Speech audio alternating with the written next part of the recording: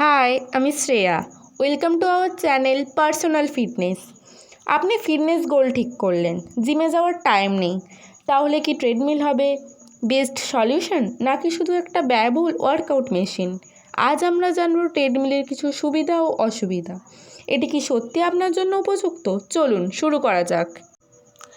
নিয়মিত ট্রেডমিলে হাঁটলে বা দৌড়ালে আপনার কার্ডিওভাস্কুলার ফিটনেস বাড়ায়, হার্ট সুস্থ রাখে আর উচ্চ রক্তচাপ নিয়ন্ত্রণে সাহায্য করে। মাত্র 30 মিনিট ট্রেডমিলে হাঁটলে 200 থেকে 300 ক্যালোরি পর্যন্ত ক্ষয় হয়, যা ওয়েট লসের জন্য খুবই এক্সেলেন্ট।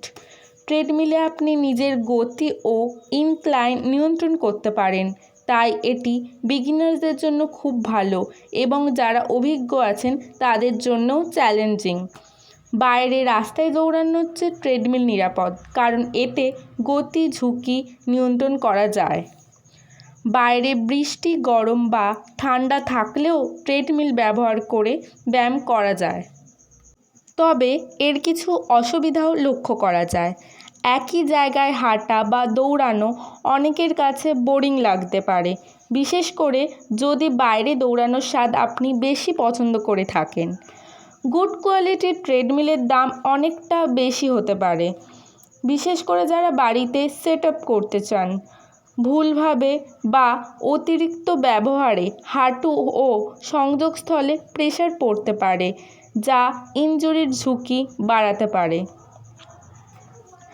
বাড়িতে ট্রেডমিল রাখতে হলে যথেষ্ট স্পেস দরকার হয়, যা ছোট ফ্ল্যাট বা রুমের জন্য প্রবলেম হতে পারে।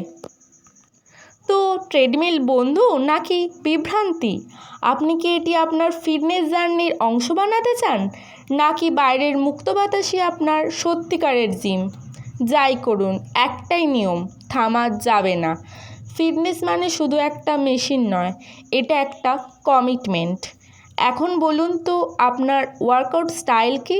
ট্রেডমিল ফ্যান নাকি ন্যাচারাল রানার? কমেন্টে জানান। দেখা হবে পরের ভিডিওতে। Until then, keep moving, keep growing.